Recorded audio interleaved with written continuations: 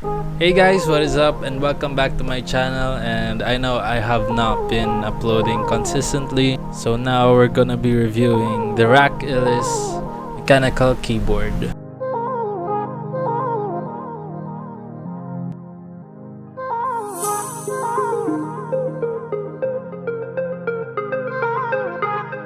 But first, let's proceed with the unboxing of the RAKK ILIS. Here's the RAKK ILIS Premium Mechanical Keyboard, which has an option of either red or blue switches.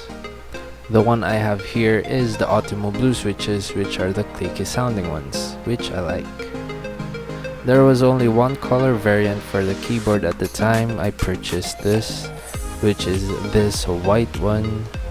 There's also a black variant, which is a bit rare, but I could say having a color variant like this would be better. Inside the box, you can also find a manual for the specs and the keyboard shortcuts for the lighting controls and other key functions that comes with the keyboard. They also provide 2 additional Optimal blue switches and a switch puller. You might be thinking, where is the keycap puller? Well, one of the key features of this keyboard is that it is hidden behind the keyboard itself, with an additional keycap as well to switch it out if you prefer an orange start button. Pretty cool.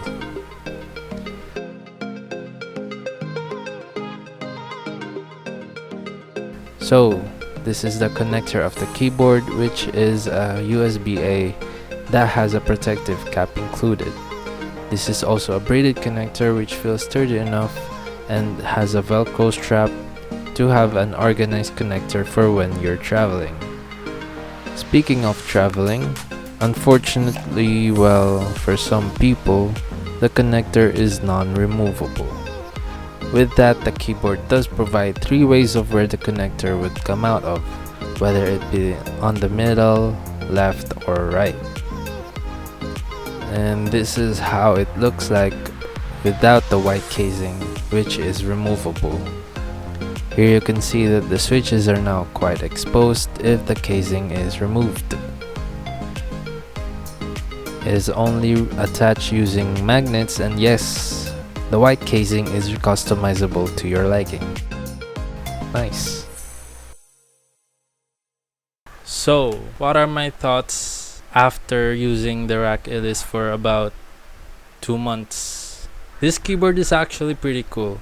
I really liked using this keyboard. It does have additional function keys above on every function key actually, so it checks out being a multimedia keyboard, as well as being able to switch in between the numpad and the arrow keys. That's a big bonus. There aren't really like the special feature where the RAKK Lamang has, which is the volume scroll, as well as the other special buttons. This is actually, for me, this is my opinion, so for me this is actually more of a productivity keyboard. And if you are a casual user, if you work from home and you type a lot and you also need the use of the numpad, then yeah, this is actually a pretty good keyboard for you.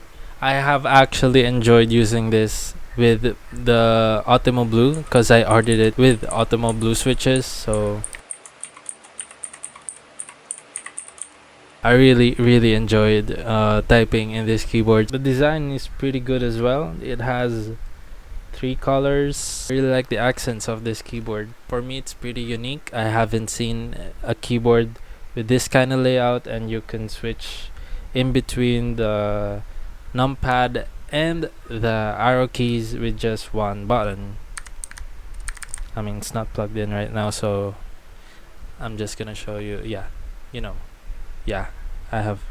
Anyway, so for gamers, is this a good keyboard? Of course it is. I mean, kinda. So let's say there's a scenario wherein you are working, so most like you would be using the numpad for when you're working, and then you would wanna switch to gaming, for example. I mean, this is actually really a very, very minor comment, but after I'm done editing and I wanna squeeze in a game or something, sometimes I forgot just clicking the button. I have been using RAKK ang light for a while, so I was used to just after working, I would just go on game and there's no problems with the arrow keys. I actually have kind of the same problem with casual using this keyboard. So sometimes after gaming, I would go back to casually going to, let's say, YouTube or Facebook. I would just wanna use the arrow keys. So let's say I was actually going back to work after gaming. I have the arrow keys on instead of the numpad. Let's say Premiere.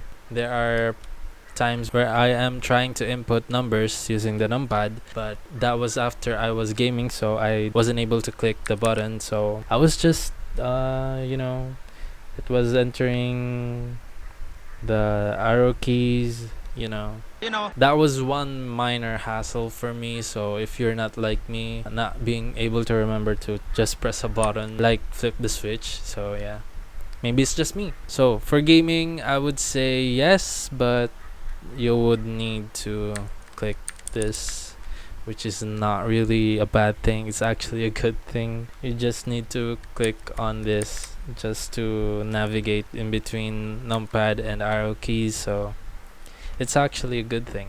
So for editing, video editing, photo editing, which I do, yeah.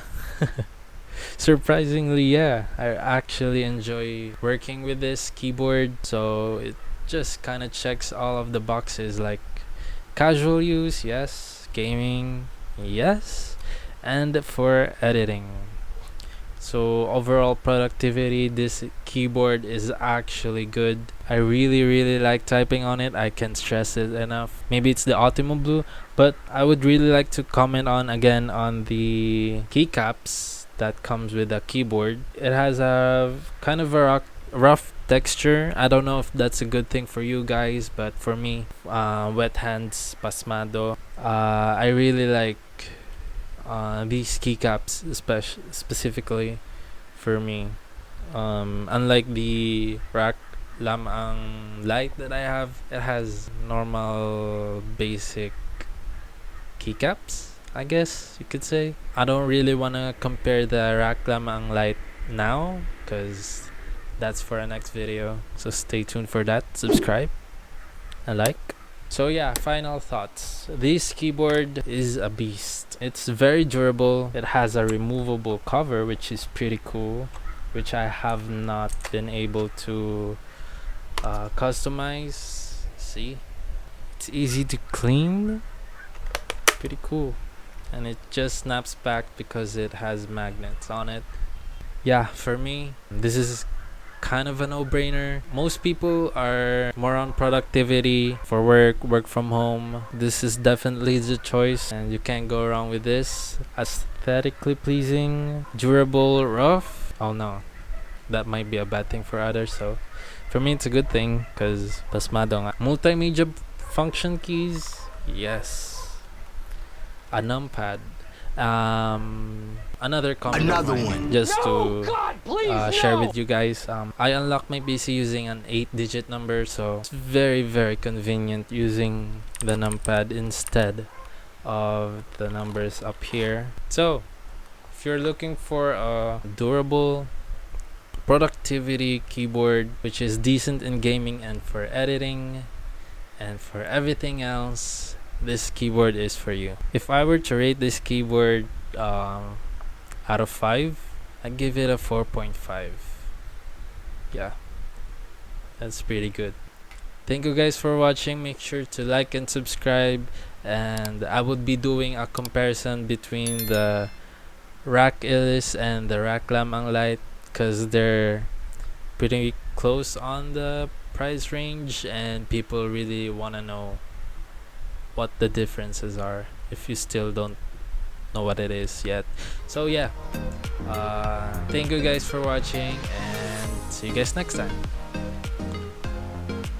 Ciao!